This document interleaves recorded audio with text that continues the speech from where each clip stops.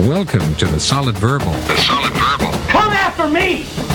I'm a man! I'm 40! I've heard so many players say, well, I want to be happy. You want to be happy for a day? Eat a steak. It's that woo-woo! And now, Dan and Ty. Welcome back to the Solid Verbal, boys and girls. My name is Ty Hildenbrand. Joining me as always, though not in his usual lair, Dan Rubenstein from the site of a wedding. You were at a wedding in Austin, Texas. Is that correct? Yeah, I'm not at the site of the wedding still, which is good. It was a chilly night, but a fun night, a fun wedding. My brother-in-law got married. I am right now sitting on a turned over waste paper basket. My computer and microphone are on an ottoman, and I am speaking into a tower of pillows while my wife sleeps or tries to sleep about 6 feet away. So it's all happening, Ty. So Jody with an I is the big loser here in your attempt at guerrilla radio. This is 100% true because I feel like I sound all right. You know, my voice might be a little bit shot, but I've got a cup of green tea. I'm ready to roll, Ty. Here's what I do, Ty, and you know this. Yeah. I woke up at the crack of dawn for you kids, and you better be grateful. I did the same. That's what we do here. It's true. I watched everything. I read everything. You know, I didn't sit down and watch 12 straight hours of football like I normally do. But, you know, I read the Cliff's Notes and I watched like the extended like half-hour highlights. I have opinions, Ty. Yeah, well, you always do. You missed another great week of games, although I guess you didn't miss as much as you might have initially thought. Thank you out there to everyone who called, who texted, who tweeted, who emailed. Thank you for making us part of your Week 9. It was a fun week of college football games, Dan. Mm-hmm. And I think from this point forward, look, it's going to start picking up steam because we got the first set of playoff rankings coming out on Tuesday. Yeah. And after that, that's really when the pressure starts dialing up. Have you had a chance to formulate opinions about what your top four might be after what we saw on Saturday? Well, it starts with TCU being way out of the top four. So there are a number of Georgia fans that were attending the wedding, and this is before Saturday. I was asked like 7 times, let me ask you this, if Georgia loses close to Alabama, yeah, right. Notre Dame there it is. Like, oh my God, let's just relax. November's going to get weird. My top 4 right now, I suppose, Alabama, Notre Dame. This is in no particular order. Alabama, Notre Dame, Georgia, and I guess Ohio State. Yeah, you could put Ohio State. I've got Georgia, Bama, Ohio State, and Clemson. I've got Notre Dame right now on the outside looking in, but obviously November is going to get Clemson weird. Probably has the better wins right now. November is going to get weird. I think we'll probably end up shifting those rankings around a bunch of times. There are teams on the outside right now that, hey, who knows what happens if Penn State can work their way back in? Who knows what happens if Oklahoma State can work their way back into things? But we will cover that in more detail on our Wednesday Week 10 preview show once we actually have some rankings to discuss. And certainly throughout the course of our normal recap show here, we'll talk about some significance here and there, but something to look forward to. Number 5 is Khalil Tate, by the way. He's just Khalil Tate, number 5. We will get to Khalil Tate. Don't you worry about that. I'm assuming you didn't get a chance to see game day either. I actually did get a chance to see game day for bits and pieces because I didn't have to actually get out to the wedding until the afternoon. So I watched a good chunk of Oklahoma State, West Virginia, a little bit of Texas Baylor, and then made my way to sort of wedding time. Well, perhaps you missed, an all-time great Solid Verbal Fantasy Things moment. I saw people tweeting about this, Ty. I hated it so much. Double bagger for me with Tom Rinaldi doing a feature literally on a softer Brian Kelly. Yeah, we should have, in our Fantasy Things draft, Tom Rinaldi doing extra core work and back exercises during the offseason to carry the PR for Brian Kelly's water. It was, God, come on. All right. Hated that. All right, well, let's get things rolling the way we always do. Let's kick it over to your reverbs. Had a ton of calls come in. Our boy Taylor cut these up. Let's have a listen. Hello, everyone. This is Matt Campbell, and I'm going to be a very rich man next year. Hey, this is Alex, your resident Seattle area air traffic controller. This is Megan from Atlanta. This is Sophia calling from State College. This is Hunter from Arkansas. And Mandy from TCU. Damn! Hi! James here from Chicago. And I'm like a basic white girl right now because I can't even go Buckeyes. I'm currently curled up in fetal position on my apartment floor watching this damn Penn State-Ohio State game. I honestly think that I might be having a heart attack at 20 years of age. Hey guys, I know you thought Penn State was going to win. You were sorely mistaken. Let's go Buckeyes, baby. Like Chilean miners emerging from the depths, Ohio State comes back from horrendous special teams play, penalties, and turnovers to beat Penn State. My nerves are completely shot. You know, last year when Penn State beat us, it was like they won the Super Bowl. But for us, this was just like beating Akron. The smallest part of me is a little bit upset that I won't get to see I in a Laura Quinn jersey. Just watched Big Blue Michigan win their Super Bowl against Rutgers. Is the backup to the backup better than the starter? The Cyclones are no longer secretly decent. Everybody knows it. This secretly decent Iowa State team is no longer secretly decent. Congrats, Cyclones. You're kind of legit right now. Oktoberfest went out with a whimper and 2 red zone interceptions today. Is it too early to be talking to my kids about Big 12 champion Iowa State? Are you a Big 12 team looking to get into the playoff? Don't play the Iowa State Cyclones. Ty, you've kept saying Texas is going to knock off somebody this year, but what if I told you that win already happened by winning at Ames, Iowa? I think we know who called in the death threats to Jim McElwain. It was Kirby Smart. Because guess who just got murdered? I'm a lifelong Florida fan, and I'm happy to report they finally made me numb to the world. I no longer care about how bad they are. Wanting to give a shout out to the Florida Gators for being a murder victim of Georgia's SU Tour 2017. I also would like to give a shout out to my wife Lisa, who gave me a mini fridge. We just crockpotted the crap out of Florida. Now we're going to go eat it out back. Yeah, we're living our best life. Hey, can I get a woo pig for our first come from behind win under Brett Bielema?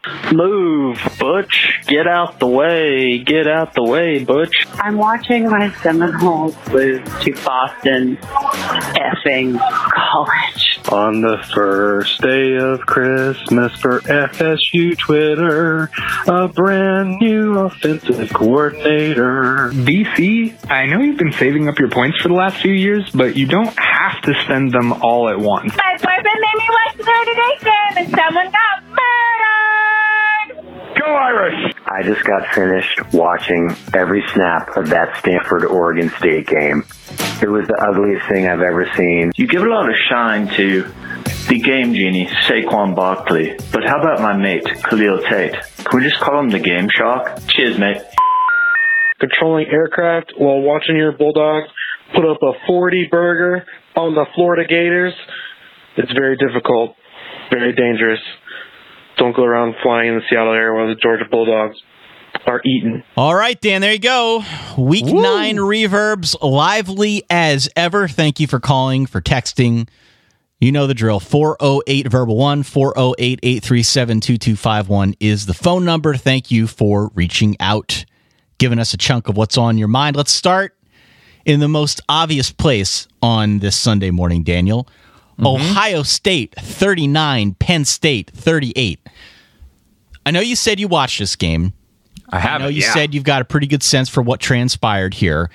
The way it started, it looked like Penn State was going to blow the doors off Ohio State because opening kickoff, Saquon Barkley is back there. Lord knows why anyone kicks to him, but he runs back the opening kickoff, 97 yards for a touchdown. Penn State comes back. They score a few minutes later to go up 14-0. Before you know it, it's 21-3. Ohio State's out there turning the ball over. They're committing penalty after penalty. They look awful on special teams, even outside of that opening kickoff. To be fair to JT Barrett and Ohio State's defensive line, none of those issues ever really stopped. They still had the mistakes throughout the game. Ohio State won in spite of those mistakes for 2 reasons. And, you know, I said this in the preview. Their defensive line, Ohio State's defensive line, as the game wore on, started owning Penn State's front. And we say that with extended defensive line, the fact that they go 8-9 deep. Oh my God, yeah. They effectively shut down Saquon Barkley. Trace McSorley did not have a clean pocket the entire game, certainly not later in the game. Right. This was always going to be a bad matchup for Penn State, Dan, but it just took a while to manifest here. And as the game wore on, as Penn State's line got a little more tired, they had a loss up front at left tackle. Like, all of these things started to snowball and ended up playing a very huge factor in the second half. That's a big part of why Ohio State was able to come back in this game. They shut down Penn State's offense. Yes, they absolutely did. Penn State was not able to rely on the big plays that they've been able to rely on in past games and timely plays, as we saw late in the Iowa game. And Ohio State was the clear better team, and Ohio State tried to get in Ohio State's way for a good chunk of that first half. JT Barrett, to his credit, was super accurate. In watching JT Barrett in the second half, I know everybody was talking about the 16 consecutive completions and that, he was throwing downfield a little bit better. When he is at his best, sort of like, and I've been watching a lot of baseball, so I apologize for this analogy, very Ichiro-like. Lot of seeing eye singles, lot of bloops, lot of good contact, but not necessarily power, not a lot of driving it deep. And that, to me, is much more a product of what he's asked to do and perhaps taking advantage of his strengths and not augmenting his weaknesses. So what JT Barrett did was accurate. He shouldered the load. He made timely throws. He read the defense relatively well. I just hate, JT Barrett turning towards the sideline, throwing a screen. JT Barrett faking a handoff, running for 4. Like, I hate that he's asked to do that. But he showed out in a big way against a Penn State defense that hadn't really been exposed and had been very good. You mentioned the Saquon Barkley factor. I think he had 21 carries for 44 yards with a long of 36. Yeah. That does not speak well of those other 20 carries. No. They bottled him up. They really, truly bottled him up with their defensive line. And I'll go back again to something I said on the Wednesday show. Watch Ohio State's linebackers. They weren't getting sucked in. They were playing disciplined out there. And if you do that, it makes it a lot more difficult for Penn State's offense to do what it wants to do, since a lot of it is read-based. And for me, just super impressive to see them play from behind the entire game the way they did, especially in the early going when it looked like things could get out of hand. They never gave up. They made adjustments. JT Barrett, I said that Ohio State won in spite of some of their own deficiencies for 2 reasons. The first was the line. The second, clearly, JT Barrett, as you outlined. I just was really impressed with the way that they continued to fight in this game. I think deservingly so. It's going to vault them now into the first set of playoff rankings, if not into the top 4, certainly well within striking range now. It probably does not mean that Penn State is fully out of this thing. It didn't mean that Ohio State was out of it a year ago when it happened to them. And November could get crazy, but at least as of now, as of our recording here on Sunday morning, it would appear as if Ohio State's in a very, very good position moving forward.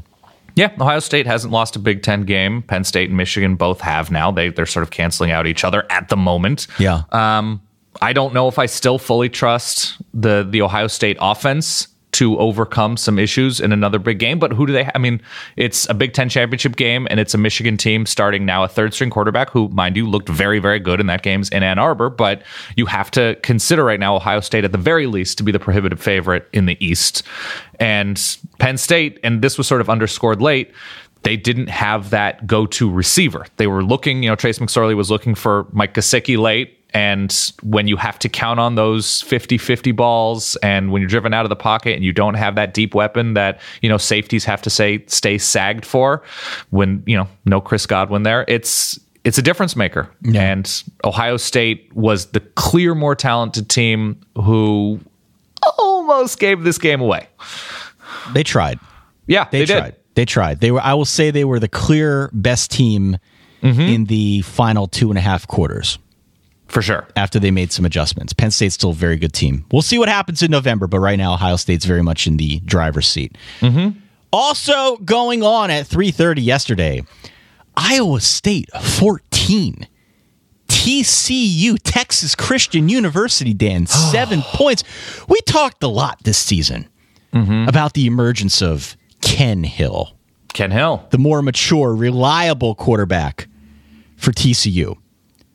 Ken Ken Hill took the day off yesterday, Dan. Yesterday it was back to the good old Kenny Hill we've come to know and love over the years. 12 of 25, 135 yards, 2 interceptions, throwing another fumble there for TCU, throwing another, 11 penalties.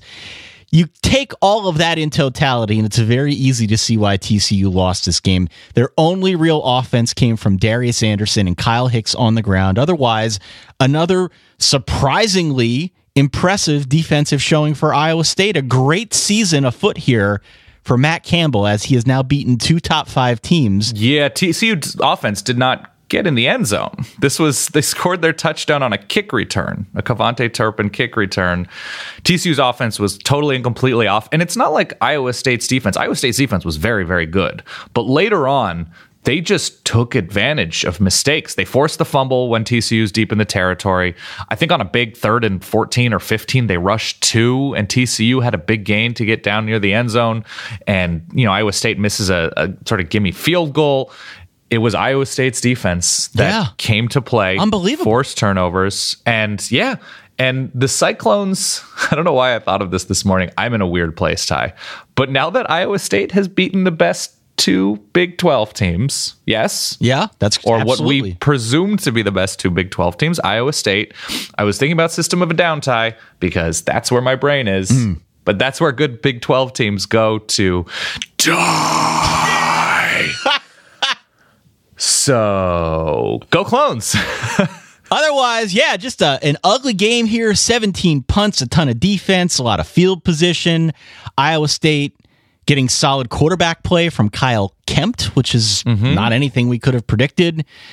Just playing within themselves, I think, is the story so far. Matt Campbell has done a really good job utilizing his personnel. They do seem to be gelling and getting better as a unit.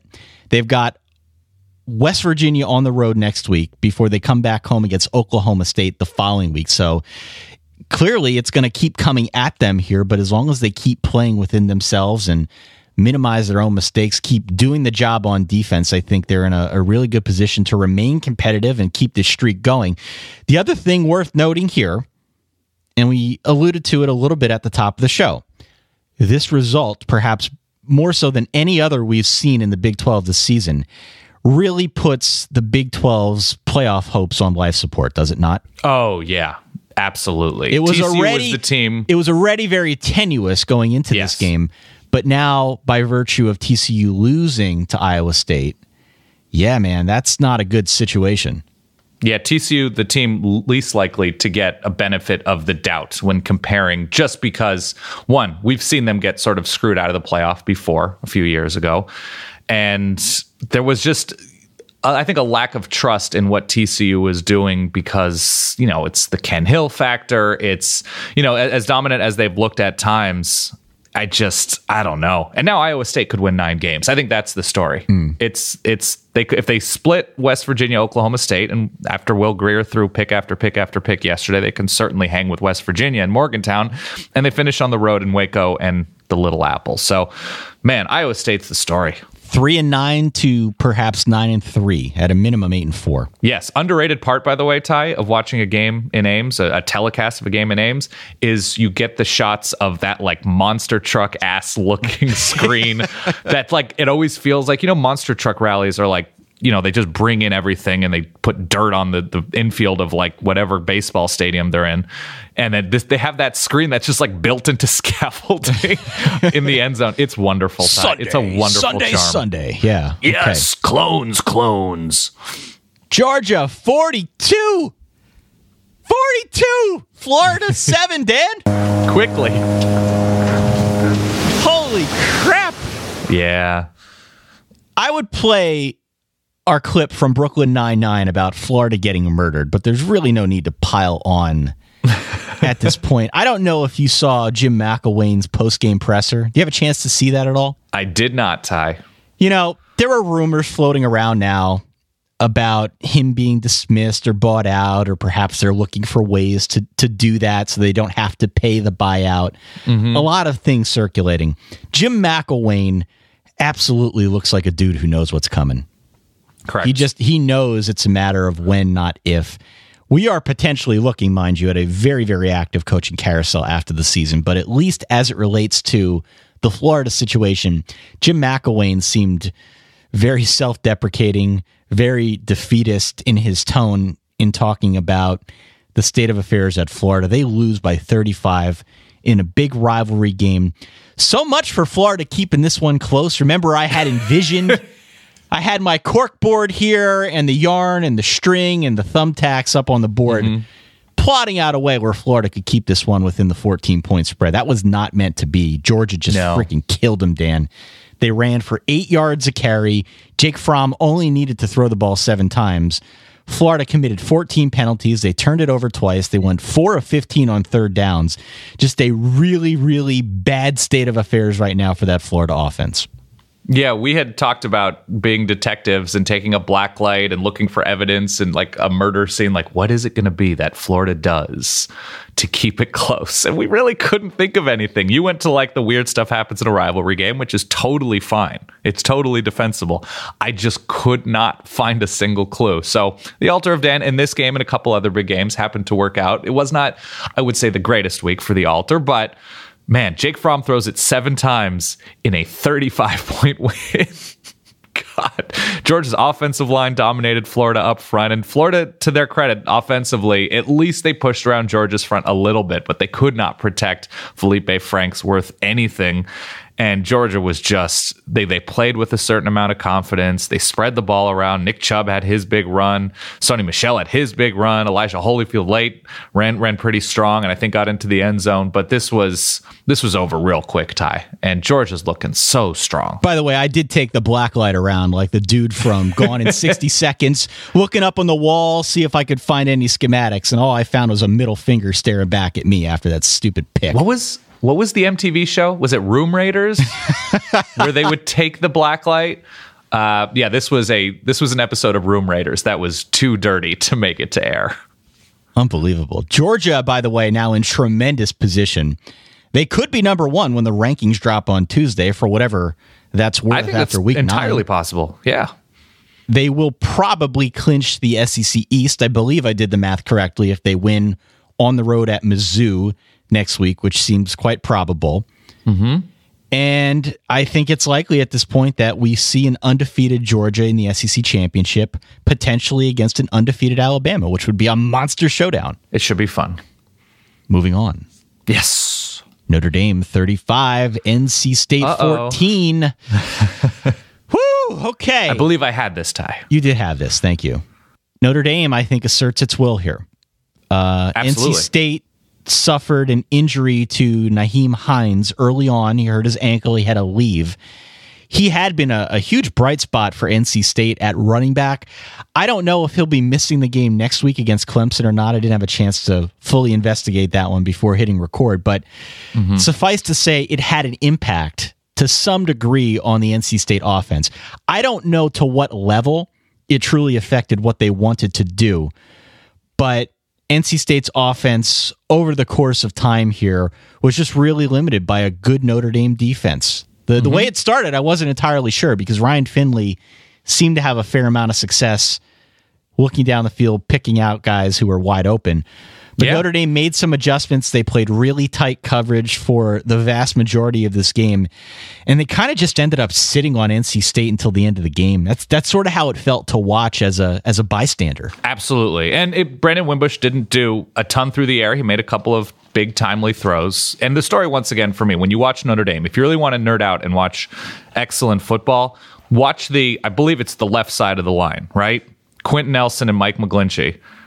Yeah, to see McGlinchey was the one who pulled all the way around on the Wimbush touchdown run, and it was a thing of beauty. It was patient running from Wimbush. It was destruction from McGlinchey. And look at your loved one.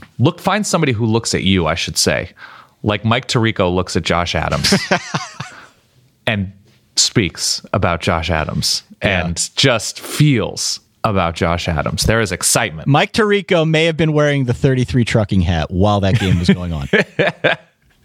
It was very impressive from Notre Dame. I think you're right. The defense was the star of this game, even with Adams had a big run later on when it was sort of mostly out of hand. But he goes for over 200. The Notre Dame, just everything is rolling in a very impressive way. Who are you most worried about now? On the schedule? Yeah. So they've got Miami, Wake, Navy, and Stanford remaining on the schedule. I think I worry most about Miami because of their defense. Miami is an LRO team, and we'll talk about them in a little bit. At some point, whether it's next week against Virginia Tech or the week after against Notre Dame, at some point it's going to catch up with them. But for now, anyway, their defense, I think, is really high level, and that worries me. Wake is surprisingly good. Dude, the Wolford wagon, Ty. The Wolford wagon had 5 touchdowns yesterday. Full-on dude. Full-on dude. They're playing extremely solidly right now, and I don't think they're good enough to go toe-to-toe with Notre Dame for 60 minutes, but I think they're a fundamentally sound football team that's way better than we expected.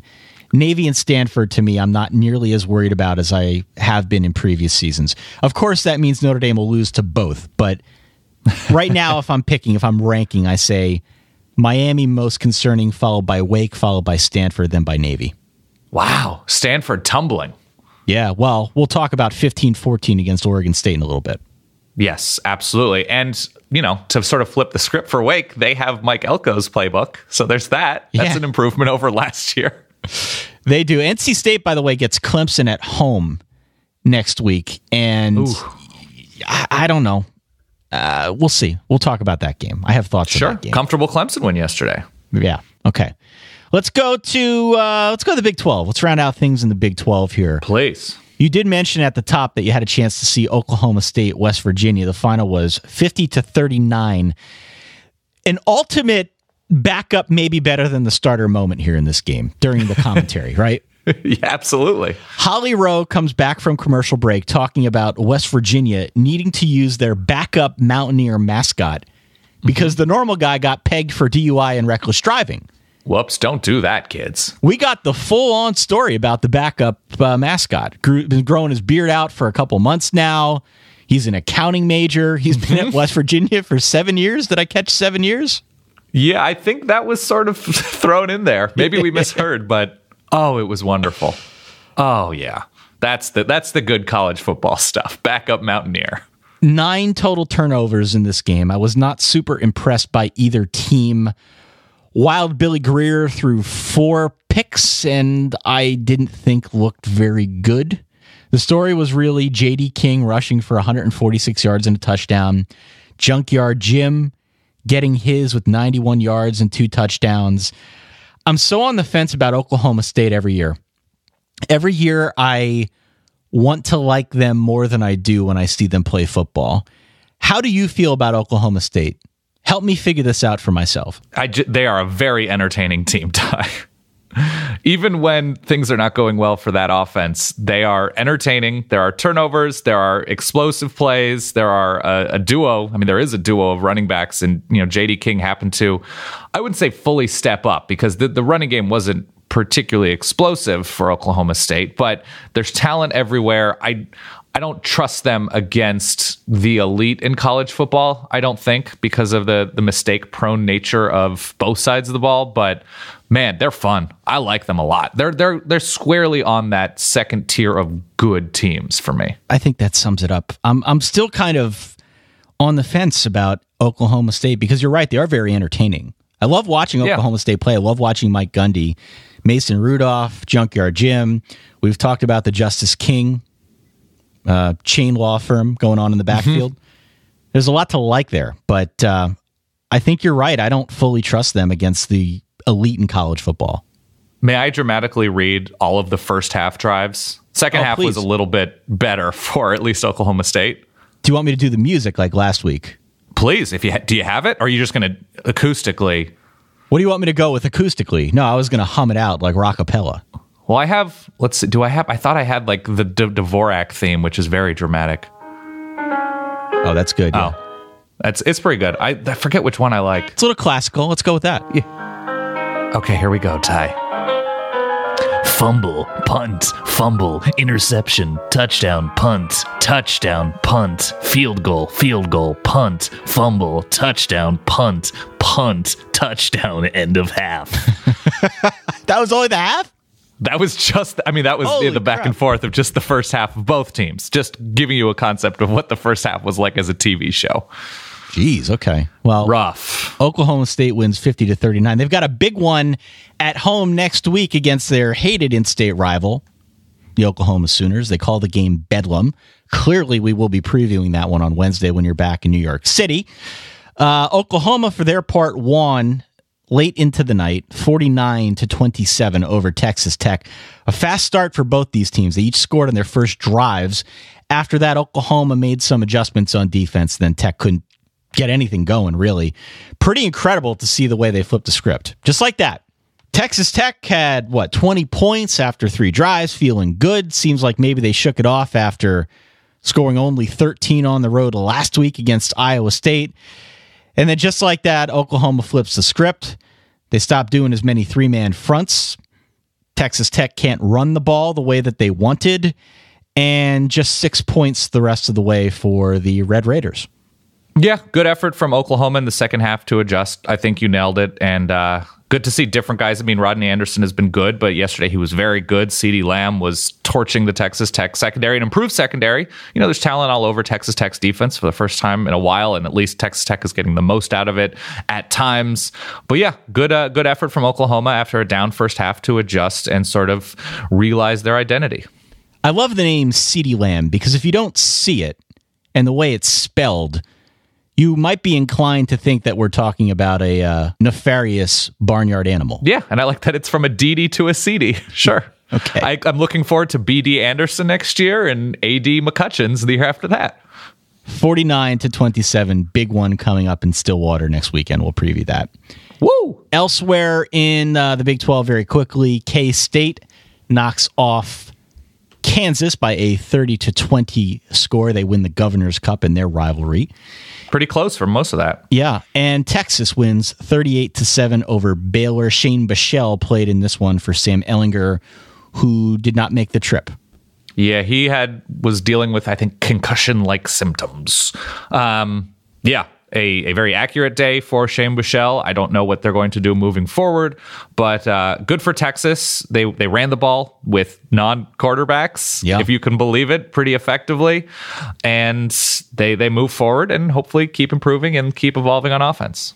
Dan, did you know that finding a dress shirt can be very difficult? One that fits, especially. Speaking my language. Difficult. Oh, did you wear your proper cloth shirt yesterday? Do you even have to ask, Ty? You said yes, you were going to. Ask. I just need to make sure you're not feeding us a line of bull here. 100% wore it. Yeah? It worked out for me. It was sturdy. It fit me nicely. It got a little bit chilly, and I didn't really feel all that cold because of the, it kept my core temperature inside, Ty. Everything was good. Ordering a custom fit shirt has never been easier with Proper Cloth. At propercloth.com, you can easily create a custom shirt size in just mere seconds. All you can do is answer 10 simple questions. They say simple questions. I know you've gone through this process. How simple were they, Dan? Real easy. It was basically, what's your waist size? How tall are you? Like, how do you appreciate your clothes fitting? Very, very straightforward and easy to manage, Ty. Pick from over 20 collar styles, 10 cuff styles, 500 fabric styles, from classic to business to completely customized. Your shirt can give you the exact style that you're looking for. The team over at Proper Cloth, they work with all the best fabric producers around the globe. They only buy fabrics that meet their high quality expectations. Best of all, they guarantee a perfect fit. Guaranteed. Love it. So if you get something that doesn't fit, they'll remake it for free. Ty, Proper Cloth is like trying to completely dominate the Penn State offensive line when you have an NFL caliber defensive line. It's pretty good. Sure. Pretty manageable, okay. Ty. I mean, a little clunky of an analogy, but I'll go with that. Yeah. That's what we do here. Shirts start at just $80. $80. Not bad. Start wearing shirts that fit you perfectly. Customly. At propercloth.com. Customly. I like that word. Propercloth.com/solid. Enter the gift code SOLID, SOLID. You'll save $20 on your first shirt. Propercloth.com/solid. Gift code SOLID, $20 off on your first shirt. Do it today. Yeah. I recommend it. All right. Let's go to the Pac-12, Dan. Let's. Arizona 58. Wazoo. 37, Dan. Khalil Tate. Yeah. 421 total yards. 3 more taters. I'm telling you, we can do this. We can get him to New York for the Heisman ceremony. I saw we got Bruce Feldman talking about it now on his Twitter feed. Sure. Here is the next step. Here's what needs to happen. Mm-hmm. They need to get on a non-Pac-12 network. That would help. Yep. Definitely would help. I know we got people out in Arizona who listen to the Verbal. Mm-hmm. Here's what needs to happen, because as we saw with Notre Dame, the 33 trucking, as we see all the time among Heisman contenders, there's this goofy, force-fed PR campaign that always seems to launch. Right. Arizona needs to launch a PR campaign. And because Khalil Tate got a late jump on this whole Heisman thing, they need to be different. They're already behind the 8 ball. They need to be different. There's an opportunity here if they want to get some free advice. I say you round up every little kid you can find, you give them a shirt, tater tots. Oh, look at you. Tater tots. Mm-hmm. Because everybody always has the same forced, cheesy Heisman PR campaign. But tater tots is on the level. And tater tots is, if you can't have an animal act, bring the kids out there. It's the next most effective thing. Yeah, I agree. Tater tots. I would also say playing games that the East Coast can see by TV or, time-wise. Also helpful. Tomato, Dan. I'm talking tater tots. Tater tots will get the job done. Let's move Arizona games to the Swamp. Okay. Because, one, the Swamp deserves offense, right? Yes. Florida fans, they haven't seen offense in a long time. Arizona plays in the Swamp. Arizona plays in a time zone people can watch. Arizona, by playing in the Swamp, I assume the TV deal works like this. They can play on CBS on Saturday afternoons. That would be very effective. Florizona would be an interesting college football team. An offense combined with Florida's defense could potentially challenge Georgia for the SEC East crown. Ooh, that's a good pairing. I like that a lot. Just saying. Washington State, by the way, hey, they've been pretty good on defense this year. Mm-hmm. Not so much in this game. They had trouble with Khalil Tate. They gave up 585 yards and 58 points. Arizona, for their part, does not play defense, Dan. They just aren't very interested in that. They gave up 646 yards and 37 points, but they were able to contain Wazoo on third downs, which ended up being a pretty big deal. Wazoo just 4 of 18. They picked off Tyler Helinski, the backup, who in this game was definitely better than normal starter Luke Falk. They picked him off 4 times here and went on to a big 21-point victory over, 15th ranked Washington State? Yeah, they finished super strong, and Khalil Tate, he gets the attention for the long runs, which he should get attention for, but through the air, he was magnificent. And when you are so dangerous on the ground that you have safeties in the box and defensive coordinators very scared and trying to spread the field near the line of scrimmage to stop you, there are going to be receivers running open. And Khalil Tate throws with excellent touch. He is a revelation, and he was doing it against teams who weren't particularly good defensively before. But Washington State, as you mentioned, they're a good defensive team. Alex Grinch is a very good and unpredictable game planner. And Arizona, I think they finished, their last 3 or 4 drives finished in the end zone. So they finished super strong after it being relatively close through the third quarter. And listen, if you're staying up, if you get the Pac-12 network and you have a desire to watch, Arizona, Colorado, Arizona, UCLA, Arizona, Wazoo, it almost feels a little bit like you're one of the very few journalists that goes to North Korea. And I understand you are hearing things about the destruction, but let me tell you, I have seen it firsthand. Let me explain to you what Khalil Tate is doing to defenses. Also, North Korea is awful. Okay. Moving on. On that awkward segue, let's go talk about USC. Yes. Zona plays a huge road game against USC next week. We'll see if they can keep the train rolling, but USC seemed to get it back together in this game. It was a bit in doubt, only a 3-point road favorite against a streaking Arizona State team. Yeah. USC, a very impressive showing here, 48-17. This win was like a good neck crack for them. A good, healthy win to just get out some pent-up frustration, maybe the best game they played all year.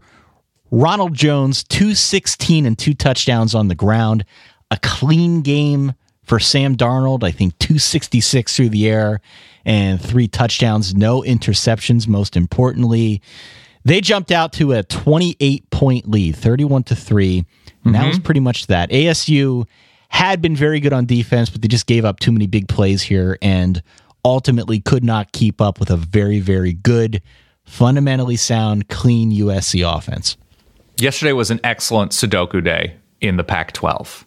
It confirmed, or it let us pump the brakes on a number of teams. Like, Arizona State is fine, but they're not top of the top.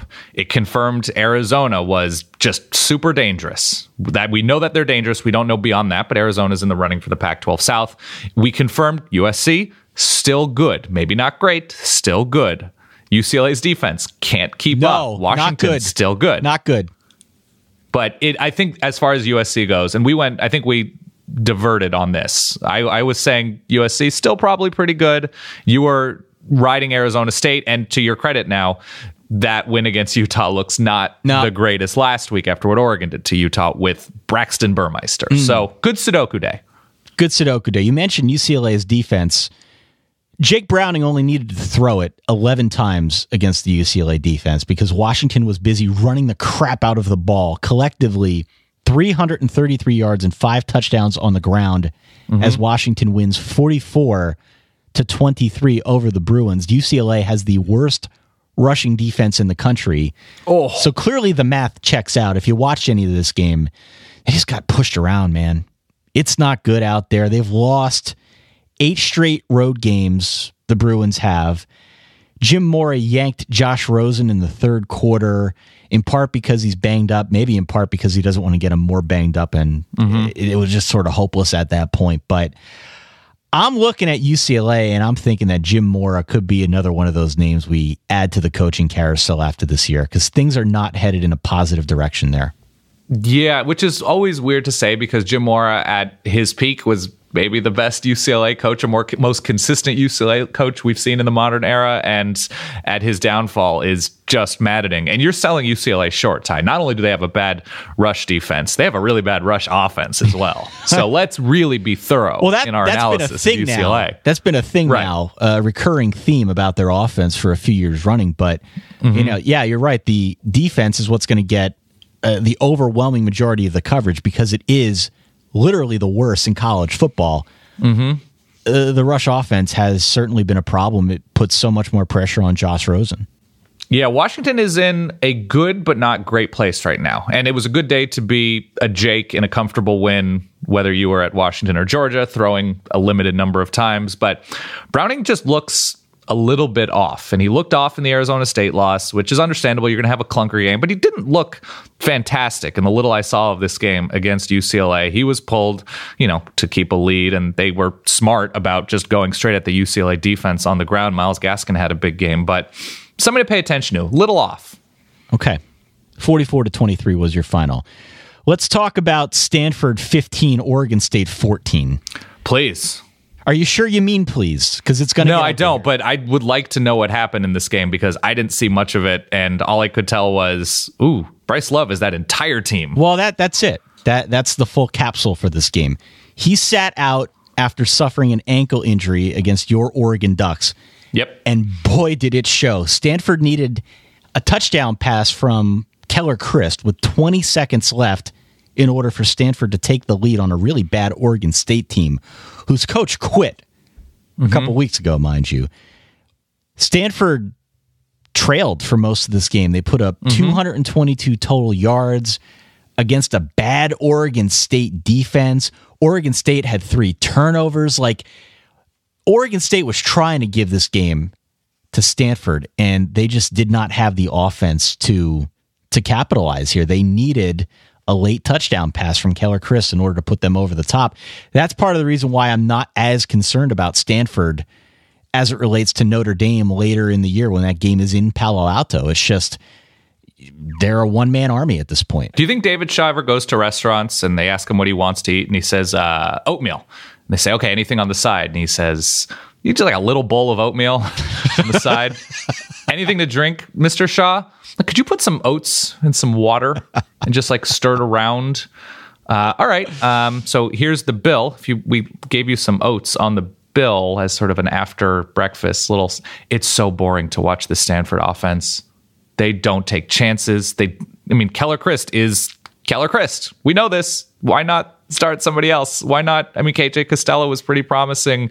This Stanford offense is brutal when they are faced with any sort of adversity of, say, not having Bryce Love to be the entire offense. What do you think would be the most boring possible matchup between Power 5 opponents?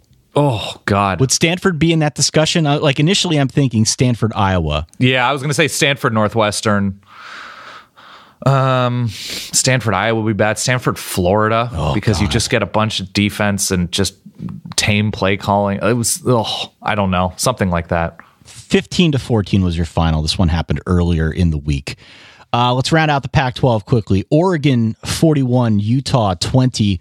Both teams had losing streaks headed into this one, but Oregon gets the big W here, predominantly on the legs of Royce Freeman and Tony Brooks' Flames, Dan. Ah, yes, sir. And Connie Benoit was very good, but yeah, good for Oregon for getting a comfortable win. I don't know if you saw the Tyler Huntley Piesman play. Oh, yeah, I did. Brutal. But good for our pal Yogi Roth for shouting out the Piesman when it happened. Tyler Huntley throws a ball into the end zone, gets batted down, but lands into the stomach of a Utah offensive lineman who is already on the ground in the end zone. Good win for Oregon. The Oregon defense really came to play. They were swarming, and the offensive line was very good. You mentioned the running backs. They were very good. It sets up a game against Washington that hopefully Oregon gets Justin Herbert back for. But yeah, Oregon's getting a little bit better with the lack of penalties. They were okay on third down. They kept drives going, and they were efficient, but not particularly good through the air with Braxton Burmeister. But hopefully that is that for this season for him. And finally, to round out the Pac-12, Colorado 44, Cal 28. Big game for Steven Montez, 3 touchdowns. And also Philip Lindsay, who's kind of an unsung hero, but like 160 yards or something on the ground. He's been having a pretty good year. Yeah, Colorado needed that one if they wanted to get back to a bowl game. They finish with USC, and then they go to Utah after going to ASU. So they needed that Cal one at home. Let's go to Friday. Boston College, 35. Florida State 3. I did not watch a single second of this game. I'm uncomfortable with this, Dan, but I believe Boston College may have crockpotted Florida State on Friday night. Yeah, I'm starting to think that our pal Adam Amin might be the college football angel of death. Yeah, the field of screams, the field of Amin on Friday night. Yeah. Halloween weekend. If you are a road team coming in and showing some cracks, whether it's injury, whether it's LRO type stuff, luck running out, Boston College, through no real production from the passing game, completely obliterates Florida State. Yeah, a week ago, it looked like Anthony Brown might be the second coming of Doug Flutie, Matt Ryan. I don't know. I'm just throwing out good quarterbacks. Not so much in this game, but defensively, they held Florida State to 213 total yards. Florida State turned it over 3 times. A nice game on the ground for A.J. Dillon, who's been a bit of a revelation for the Eagles. But it seems at this point that Florida State is probably fixing to miss a bowl game. Yeah, Florida State's ready to be done. They are ready to move forward in whatever fashion they're doing, with or without Jimbo Fisher. I don't think they're firing him, obviously, but with or without members of this coaching staff, Florida State is due for I think a major reboot. Control-Alt-Delete, baby. Yeah, that's a 2018 reboot. That is not LSU figures it out 3 games, 4 games in. No, this is going to be a January, February, March thing. Clemson 24, Georgia Tech 10. Mm-hmm. Kelly Bryant was back. He was back to doing his Kelly Bryant things. He's been nicked up. We saw a couple weeks ago, 2 weeks ago, when they lost to Syracuse. He got hurt. He did look good after taking some time to heal up and really think about what happened at Syracuse. Clemson was just dominant on defense. That's been their MO. That's been their calling card all year. The offense has certainly shown much promise, but defensively, they've remained stout. This was always going to be a good matchup for them, and they held Tech to under 200 yards rushing. We know that Tech pretty much only rushes the football. So to hold them under 200 is a really solid defensive effort. I don't have much more to add here. They win 24-10. They've got a pretty big road tilt coming up this week against NC State. Yeah, it was sort of a gross game weather-wise. Kelly Bryant was pretty efficient, didn't go downfield a ton. But yeah, you're right. It was Dorian O'Daniel and the Clemson defense just appearing anytime Georgia Tech tried to go anywhere with the ball. Wake Forest 42, Louisville 32, Dan. It turns out Louisville doesn't do as well when they don't have the plays. Yeah, it turns out. Yeah. What did I tell you a couple weeks ago that the defensive plan against Lamar Jackson is and should be? Do you remember what I told you? It was sort of just let him get his and worry about everything else. Let Lamar get his stats, and you just worry about your offense. Yeah. That's what they did here. Lamar Jackson, 491 total yards, 4 touchdowns. Meanwhile, the Cards' defense was getting scorched by the Dortch. Scorched by the Dortch. Look at you, Ty. Greg Dortch, 10 catches. You got a good night's sleep, didn't you? I did, and I got coffee in me, which is definitely not the norm. Love it. Scorched by the Dortch. Greg Dortch, 10 catches, 167 yards and 4 touchdowns through the air. Those 4 touchdowns set a Wake Forest school record as the Wooford wagon kept on rolling. He had 461 and 5 touchdowns through the air. Look, Wake a very respectable 5-3. I think 9-3 is probably a bit of a stretch now looking forward, but 8-4 totally on the table.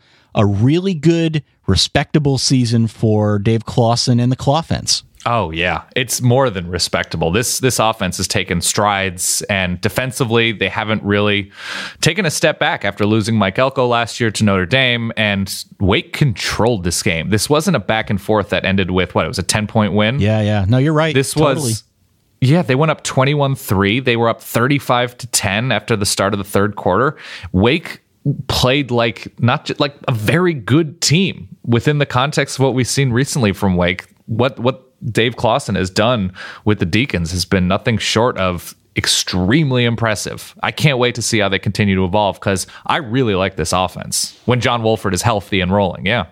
And I'm glad that they've given Clawson time to work his magic. Same. He's now in his, 4th season? Mm-hmm. And after 2, 3, and 9 years to start his tenure, last year going 7-6, winning the bowl game, that was a big deal. Now 5-3, it looks like they're, I would think, going to get to 8-4. If I'm predicting at this point after week 9. Wow. You are seeing really good progress at Wake Forest. So you have a win over NC State, which is not necessarily crazy, but I think it's possible. I'm feeling good about Wake Forest, but at a minimum, 7-5. I was going to say 7.5 feels like the over-under right now. Yeah, I'll go 8-4. Which is great. I'll go 8-4. Also in the ACC, Miami 24, North Carolina 19. Did you know that North Carolina has both a Chaz and a Daz on this team? I learned it recently, Ty, and I could not be more thrilled. The Chaz Surratt Daz Newsome combination not yielding much results in terms of offense for the North Carolina Tar Heels. It's been a nightmare season for Larry Fedora.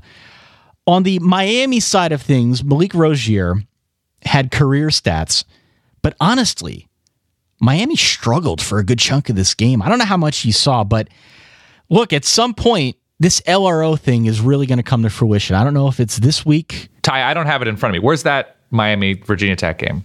The game is at Miami. I still do not feel good about the Canes. They were unable to move the ball on the ground against a North Carolina defense that has given up points, Ty. And first of all, are you more of a Chaz or more of a Daz? I'm more of a Chaz. I see myself as more of a Daz. That's good. I think we complement each other. Yeah, Miami through the air, they were fine. Jeff Thomas is really fun for being such a young player, but unable to move the ball on the ground has me worried against this North Carolina team. Miami's good and improved and fun at times, but it's a little bit worrisome right now. Defense playing at a really high level. Offensively, just need to get off to a quicker start. Mark Richt has talked extensively about how his team needs to be consistent throughout the course of a 60-minute football game and on both sides of the football. They've just been inconsistent. Here's the good thing, Ty. 7-0. Yeah, totally. 7-0. Great. Miami does play Virginia Tech next week. Virginia Tech won 24-3 over Duke.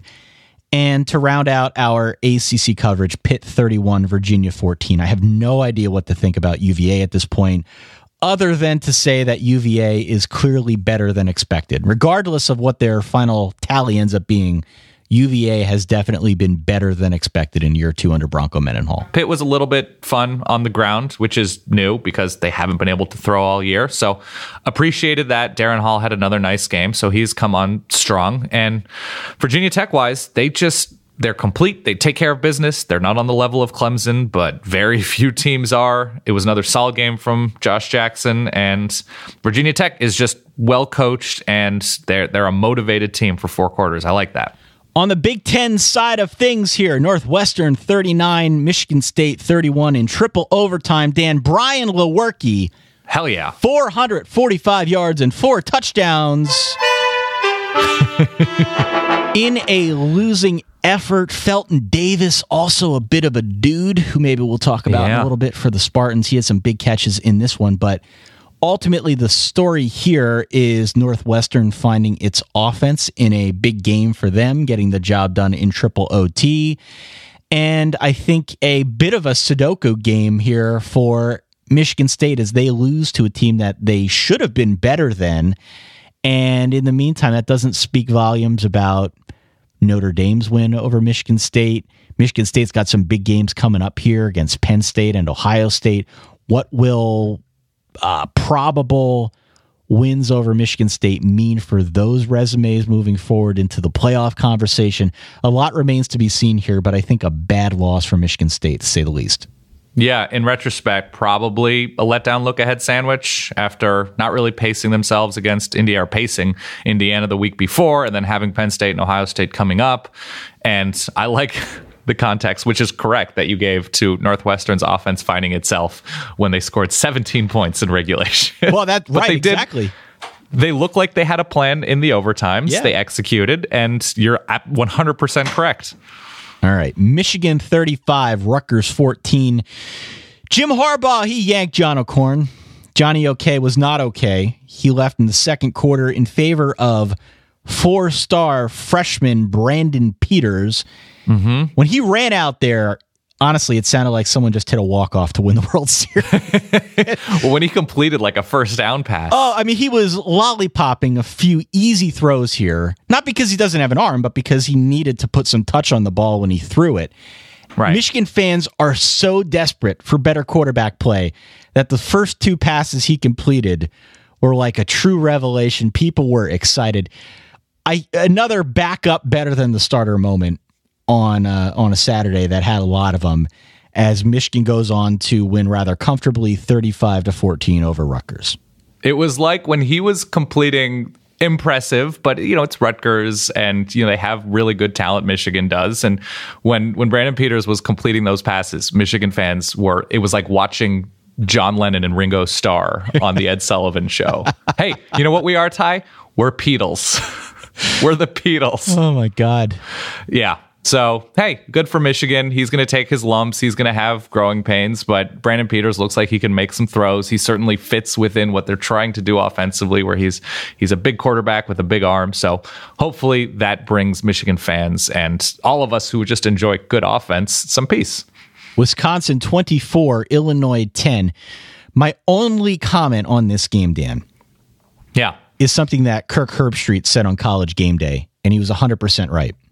If you're Wisconsin and you look at your schedule, you realize that your resume, your strength of schedule compared to other teams in this playoff conversation is so weak.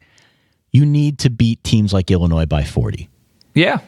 And they're just not doing that. I don't think they're good enough on offense to do that right now. They're really good on defense. That's a fact that no one will question. But offensively, man, you got to put up some style points against a team like Illinois. Yeah, and to be fair, like they probably should have scored 30, 35 points. And to be fair to Wisconsin, it was a 24-3 game with under a minute left. And Illinois scores that garbage time touchdown to get to 10 points. Also, something of note involving this game, Ty, when you look around the college football universe, the Big 12, they're putting up points. You know, the ACC has the defending national champion, and, you know, Virginia Tech's looking good. Miami's a revelation this year. Pac-12 is Khalil Tate and all sorts of offense. The Big 10, as we close into Halloween weekend, which is generally the start of when things get chaotic, they had two teams wear gray. In a throwback situation. I was like, Ohio State, we're going to wear gray. I couldn't even see who had the ball in the Ohio State-Penn State game. Yeah. It was a horrible watch experience because I literally had no idea what was going on. Nobody looks good in gray, Ty. 24-10 was your final here. Nebraska 25, Purdue 24. Purdue led for the last 3 quarters until Manning Passing Academy alumnus Tanner Lee connected with Stanley Morgan Jr. 14 seconds left in that game to give the Huskers a 25-24 lead and ultimately a victory, Dan. Good for Nebraska. Purdue's, they're okay. They're not great, but good for Nebraska for showing fight. Tanner Lee had a really good game. Stanley Morgan, and I think they had another receiver who played well. I don't have it in front of me. It was Tyler Hops. Good for Nebraska. Good comeback efforts on the road. I liked it. Iowa 17, Minnesota 10. Nice to see Josie Jewell back out there after an injury for Iowa. He led the team with 11 tackles. Of note here, my only other comment is that Iowa has Ohio State at home next week in a potential trap spot. Interesting. A letdown spot, maybe? Potentially. Yeah, I mean, they almost beat Penn State. And Maryland 42, Indiana 39 to round out the Big Ten. Talk to your kids about an Iowa team that looks like Iowa. Okay. And finally, we go last to the SEC. Mississippi State 35, Texas A&M 14. A nice road win for Mississippi State. We talked about the dangers of doubting one Nick Fitzgerald, Dan. Yes, and we did that. Or at least I did that. We both doubted Nick Fitzgerald in this one, and now the joke is on us. A&M did not score until the third quarter, Dan. They've been doing this thing all year where they got to come back to beat teams. That was not in the cards in this game. Mississippi State and Nick Fitzgerald just a little too much here. On Texas A&M's front, good to see that Nick Starkel is out there, recovered from his broken ankle, back out there throwing pick sixes. Aw. That was mean, I know. But he did have a nice long touchdown pass to Cameron Buckley in garbage time, so that was a nice moment. But all told, a dominant effort here by Mississippi State. Yeah, Mississippi State, that team, if you show cracks, they're very good, but they're not, obviously they have a ceiling, and they take it to Texas A&M, and I honestly don't think Texas A&M's defense was the problem. The offense was getting off the field so quickly. Kellen Mond was struggling. Everything was just sort of going wrong for the A&M offense. So good for Mississippi State. Nick Fitzgerald, both through the air and on the ground, was impressive, and they move forward. They're 6-2 now? Yeah. A quiet 6-2 after a couple of real bad losses to, I think it was Georgia and Auburn on the road. But they should finish pretty strong. UMass, Arkansas, Ole Miss, sort of sandwiching that Bama game in a couple weeks. But Mississippi State has a very good shot to go, 9-3? Hell yeah. The quiet storm in Starkville. Yeah. If I were to tell you that Florida and Tennessee will be looking for new coaches at the end of the year, would you be inclined to throw Texas A&M into that conversation as a potential? Yes. I'm not sure if it's because of Texas A&M wanting to go in a different direction or Kevin Sumlin wanting to go in a different direction. I think he is close to or may have already reached his limit of patience with that job. What about Brett Bielema? Yeah. They had a game yesterday where it looked like they were going to get destroyed. Now, they came back from a 31-7 deficit to win. Ole Miss looked good on offense, even without Shea Patterson, had some bad turnovers, but that's sort of the deal with Ole Miss at this point. But we had folks calling, tweeting us about Brett Bielema and his buyout all day long. One guy offered to donate some of his own money Sure. Appreciate that. To the cause. They do get the win, 38-37, a bit of a wild game, but what do you think the state of play is for Brett Bielema and the Arkansas Razorbacks?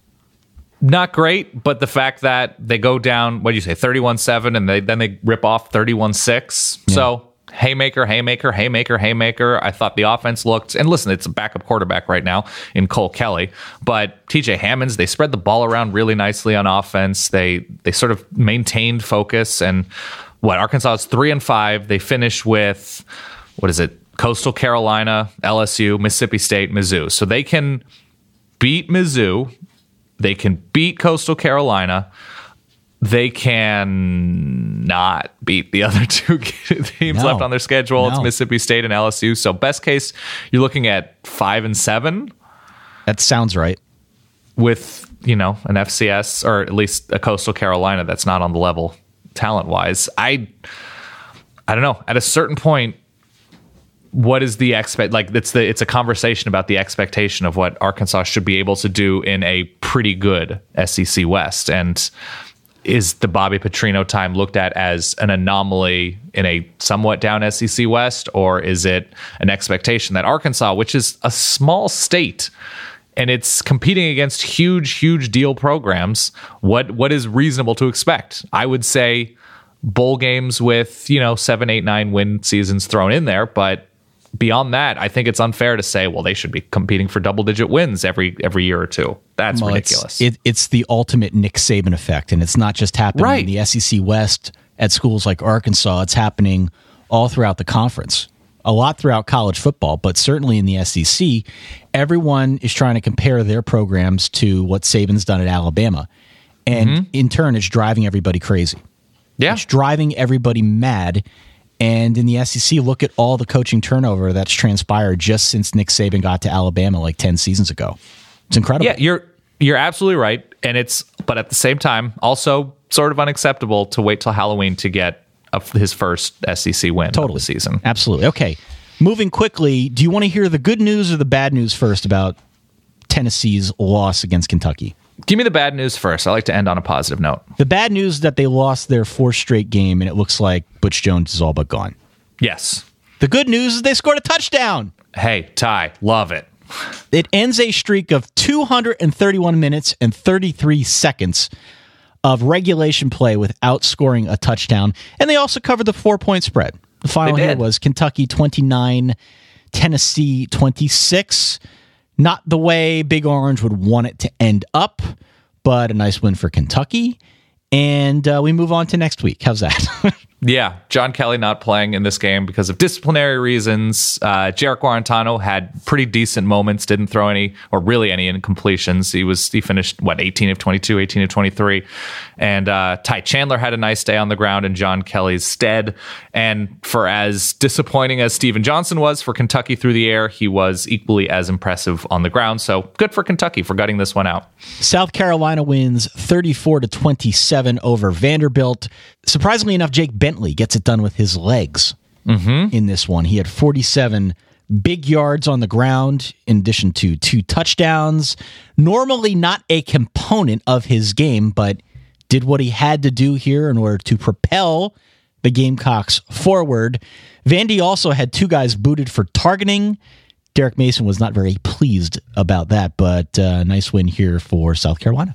South Carolina, another very quiet 6-2 SEC team. They will not beat Georgia or Clemson most likely, but they could finish 8-4 in Will Muschamp's early career in Columbia. That's a success, Ty. That's a win or 2 wins. And finally, Missouri 52, UConn 12. 5 touchdown passes for Drew Lock. Speaking of quiet things in college football, he now has 28 touchdown passes on the year. That very quietly ties him with Wild Bill Greer for the most touchdown passes in all of college football. Yeah, he's taken advantage of some disappointing defenses, but if there is a bright spot to an otherwise garbage season for Mizzou mostly, I mean, they still haven't won an SEC game, correct? Correct. Drew Lock has been fun and good at many intervals. Elsewhere, beyond our normal Power 5, It's worth noting that South Florida lost their first game of the year. Houston won 28-24. Third string quarterback, Houston. Yeah. UCF won by 40 over Austin Peay. They put up 73 points, which is always impressive. Mm-hmm. And I also wanted to note that Florida Atlantic under Lane Kiffin actually been playing pretty well. They won 4 games in a row. They beat Western Kentucky 42-28, I want to say. 4 in a row for the Kiffin Monster. Hell yeah, Kiffin Monster. In the Fun Belt-ish, UMass independent team took down App State, which is unexpected. Troy won. The USF thing caught me by surprise, especially with how well USF's defense had been playing up to that point. Northern Illinois continues to look better and better. Is there anything else that stands out to you? I mean, Northern Illinois got by Eastern Michigan, who still hasn't won a MAC game, but a fun, weird day. The Mean Green tie. Yeah. What are we talking about? North Texas, come on. They keep winning. I saw Dartmouth, their coach, punch through a pane of glass. I saw that. Escorted out of the stadium. Okay. So, it's an emotional there's game. That. I know Bill Connolly's all in on New Mexico State. Unfortunately, they go down to Arkansas State at home. Fresno State, who had looked good for the past few weeks, they finally lose in the Mountain West. They lose to UNLV, who has been able to move the ball really well. Boise State keeps on improving. They take down Utah State on the road. San Diego State and Rashad Penny, he went for, I think, like 250 yards on the road at Hawaii. So all sorts of notable action. Ty, we also have some dudes. All right, let's hear him, Dan. Rapid fire. Here we go. JT Barrett, obviously Ohio State quarterback. We roll on the Wolford wagon. John Wolford, quarterback for Wake Forest. Ronald Jones had 1,000,000 bajillion yards for USC. Miles Gaskin had a great day against UCLA's defense, which he should and did. Khalil Tate, I'm getting tired of saying it, Arizona quarterback. CeeDee Lamb, we mentioned. The Oklahoma wide receiver. A.J. Dillon, we mentioned. Boston College. The combination of Brian Lewerke and Cody White from Michigan State in a losing effort, unfortunately. All of Clemson's defense. Tanner Lee and Stanley Morgan, we mentioned. Spencer Brown, the running back for UAB, had a huge game as they are knocking on the door of bowl eligibility right after they didn't exist. So that's a good thing, Ty. Those are your dudes. Did you mention Josh Adams? I did not mention Josh Adams because I feel like we're on the verge of retiring his dudeliness just because he just exists as a dude and we don't need to be reminded. Like at what point do we start talking about just retiring a dude? I think this preview episode, this coming week, we start talking about dude retirement and sending out some gold watches. I really like this whole 33 trucking thing they got going on. And I especially like it because you'll remember last year we made this sound. 18-wheeler package. I could do a little bit of work and turn that into 33 trucking. No problemo. Okay, I think you go for it, Ty. All right. Well, fun show. You are still in Austin, Texas. At least you were at the start of the show, unless you time warped up here. Still here, still sitting on a waste paper basket talking into a bunch of pillows. Yeah, post a picture of that, will you? Will do. All right. Safe travels back to New York City. Thank you to everyone out there who listened to our show. Please do subscribe over on Apple Podcasts or Google Play. Find us on Twitter, on Facebook, on Instagram, all the usual hotspots. Thank you, as always, to everyone for making this weekend so much fun. We'll be back on Wednesday. For that guy over there, my good friend Dan Rubenstein. For myself, Ty Hildenbrandt. Catch you in a few days. Stay solid. Peace.